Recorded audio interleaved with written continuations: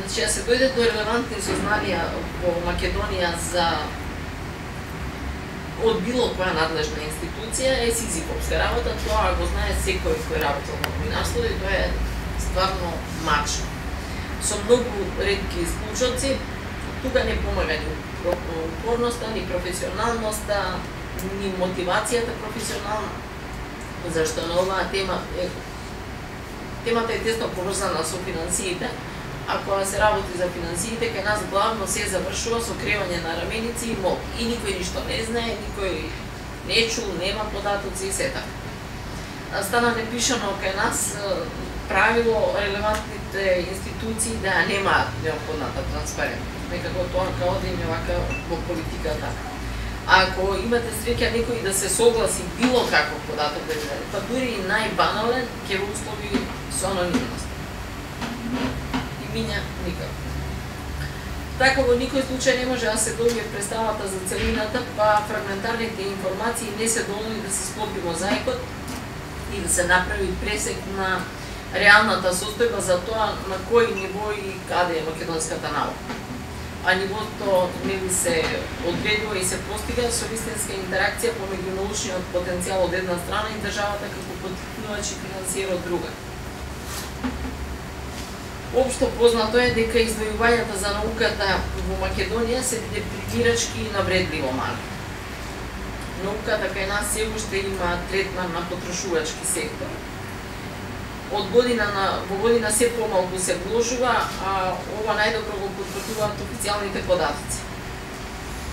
Во последните 10 години процентот на издвојувањата за науката се намалува или стагнира, иако во овој период е забележано зголемување на бруто националниот доход.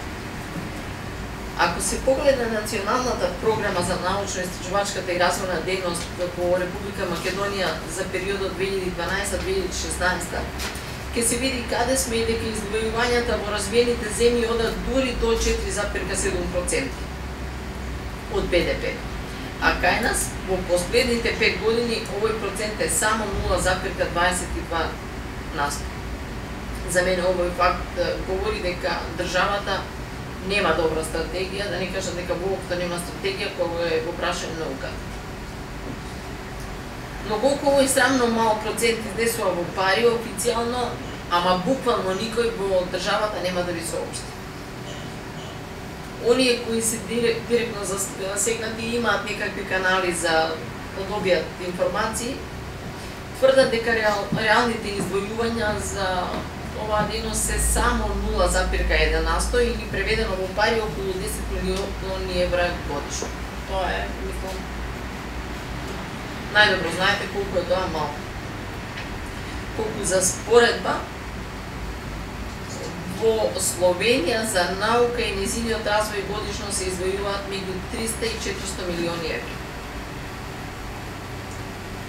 Обштествените науки кај нас е приказка за себе, за нив издвојувањата се уште по-минимални за разлика од светските трендови. Кај нас е некако таа запоставена. Според светскиот извештај за обштествените науки на УНЕСКО за 2010 година, обштествените науки бележат голема и брза експанзија во Азија и Латинска Америка, односно во Кина и Бразил, а наведените податоци за Субсахарска Африка покажуваат дека дури 75% од академските публикации доаѓаат токму од обштествените науки. Овој извештај укажува уште еден важен податок дека најчесто најсиромашните држави имаат најмногу потреба токму од обштествените науки. Ние веројатно себе се сметаме за богати. И сега каде е тука Македонија? Податоците до кои дојдов велат дека во 2010 година во ФП програмата нашата држава учествувала само во еден проект од обштествените науки, чиј координатор била Грција.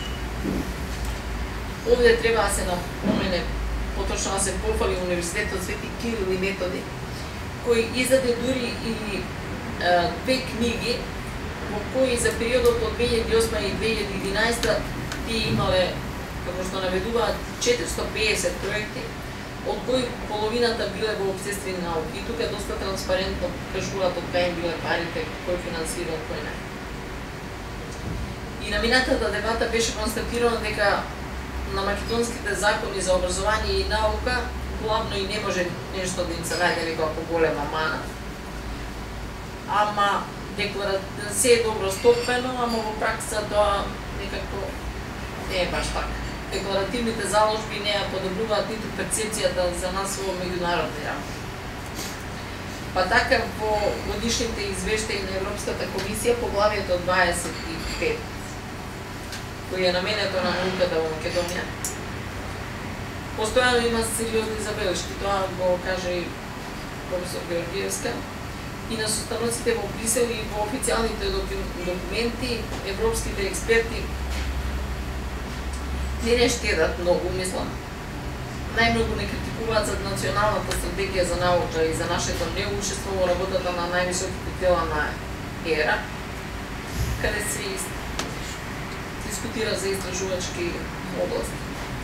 Во ланскиот извештај на Европската комисија, например, најдиректно се вели дека издвојувањата за науката се исклучително мали, а инвестирањето од јавниот и приватниот сектор останува многу ниско.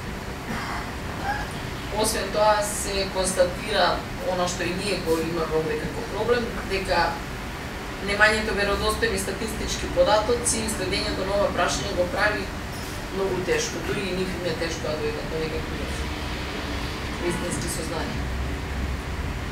И заклучоците во најновиот извештај остануваат на истите констатации, напредокот е мал, финансиските издвојувања поразителни. Со други зборови, работите во научната и истражувачката дејност не мрднуваат од мртва точка. Некои млади истражувачи велат дека и тоа не е, сметат дека и тоа е единствен начин за доаѓање до литература преку проектите. Факт е дека политиката на владата е насочена кон фаворизирање на високото образование, а не на науката. Науката остава некако сосем тргната.